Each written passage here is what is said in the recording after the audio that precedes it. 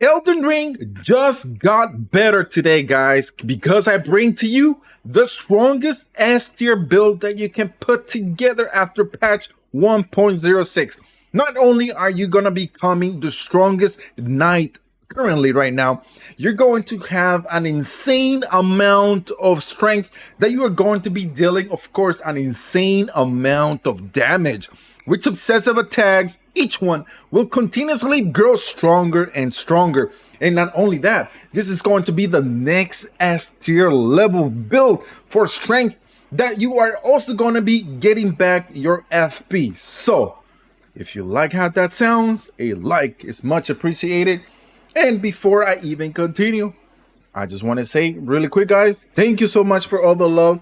Thank you for all those who subscribe to the channel, because we got a lot more Elden Ring videos coming up. And also thank you for those that hit that thank you button and join the Bolt Nation, because you guys help this dream keep alive. So with that, let's dive in. So we are going to be focusing on two weapons. One of them is going to be the Iron Greatsword.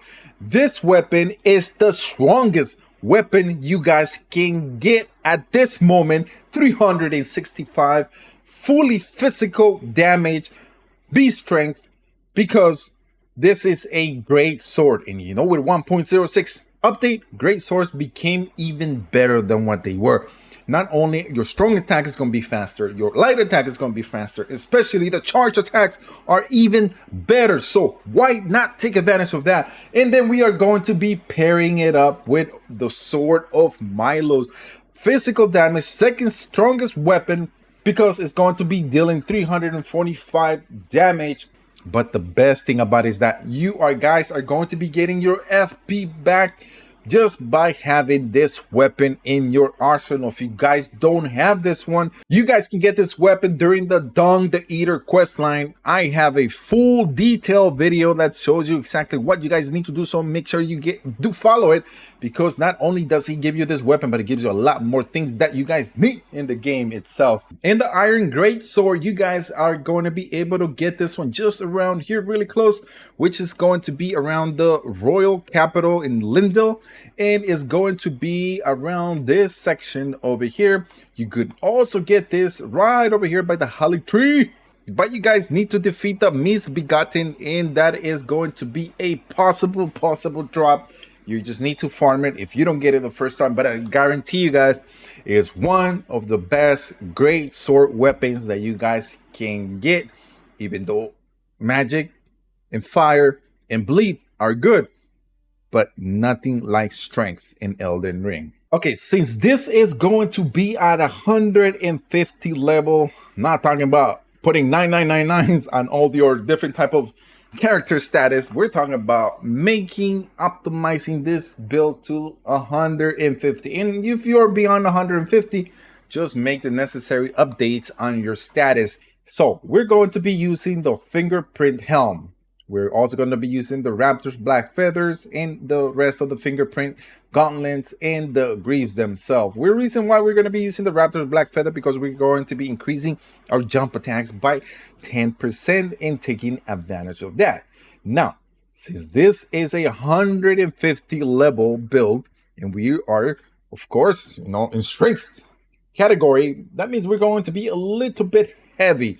Now, how do we become even lower and also maximize the potency on this build? Well, there is a talisman that you guys can put to use, and this one is called the Earth Tree Favor 2. Now, this one's going to raise your maximum HP, your stamina, and also your equip load. Now, where can you get the Earth Tree Favor 2? This one, guys are going to be able to get it after defeating Maliki, the Black Blade, and it's going to be after returning to Lindell, the Ashen capital. Next one is going to be the Claw Talisman, which is going to raise 15% additional damage to our power attack. And you guys are able to get this talisman. It's actually almost right from the beginning, and it's going to be located around this section. It's up on the tower. You're going to go from the rampart tower. You go up the tower, and it's going to be on a dead corpse. Next one is going to be the Dragon Crest Great Shield Talisman. This one is going to boost your physical damage negation by 20%. Pull up your map, and this one is going to be way up here by the Helic tree. The best way to get and go get it is through the drainage channel. Go out and follow the tree branches and go up, and it's going to be around this section. You're going to go through the roof on the broken roof, dive down, and it's going to be inside of a chest. Next one is going to be the Shard of Alexander. This talisman you guys are going to be able to acquire once you defeat Alexander's and complete the whole entire quest line.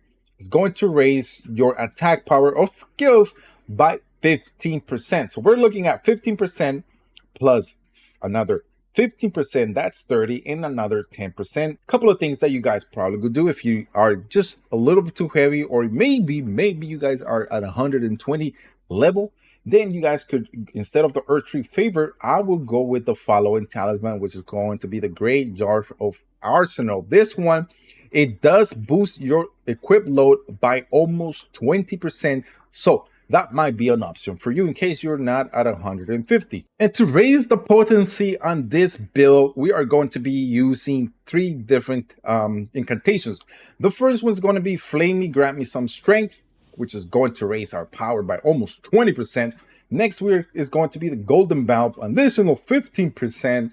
So we are just going to get even stronger. And then the last one's going to be Blood Flame, which is going to increase on your right armament the potency of this weapon itself, which is going to be so strong. We are going to be dealing so much damage. And then on top of this, we're also going to be using the Sword of Milo. So how do we use this build? The best thing to go about it, since on this weapon, on the right one, we're going to be having the Lion's Claw, which is one of the best astral wards that you guys could use.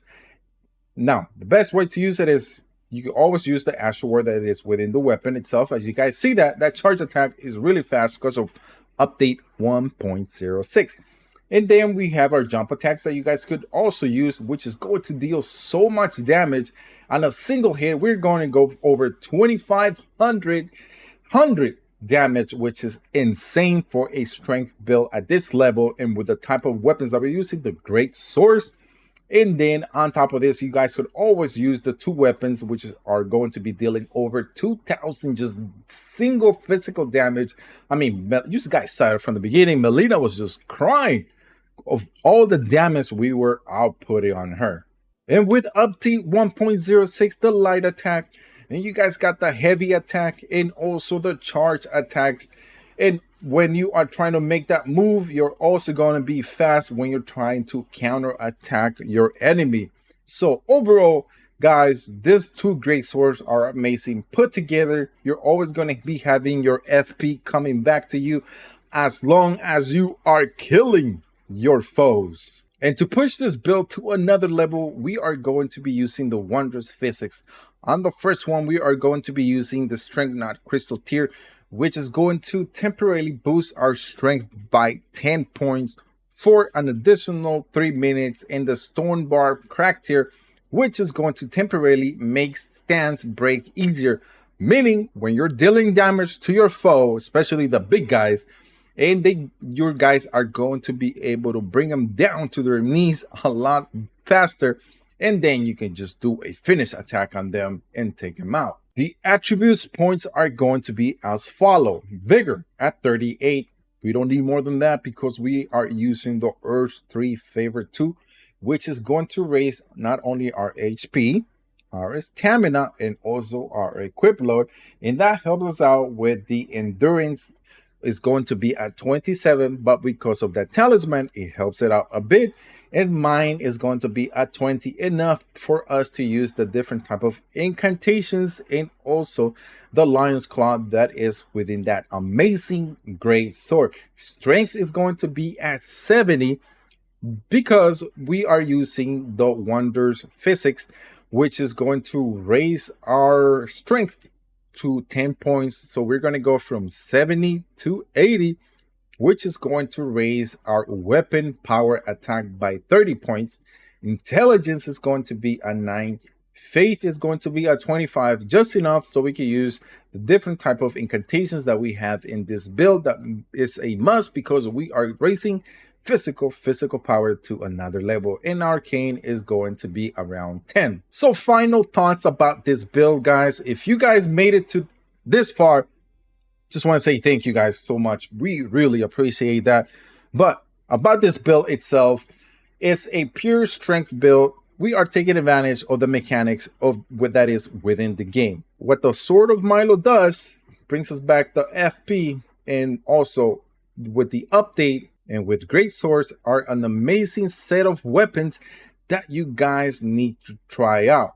Not only when they're put together, you guys are going to be dealing ridiculous amount of damage, but overall, you guys are able to use any type of Asher Wards, and with a combination with the Sword of Milo's, I mean, you guys are going to be unstoppable. Now, try this God tier bleed build that's showing up right now. If you are into bleed builds, it is something you guys got to try, because yes, I have to say it. It is broken, but I'm not saying just it's broken because I'm just saying it. Anyways, so guys, thank you guys for watching. Also, don't forget to hit that like button, and don't forget to hit that subscription button because we have a lot more Elden Ring videos coming up, and of course, lots and lots of more gaming related topics.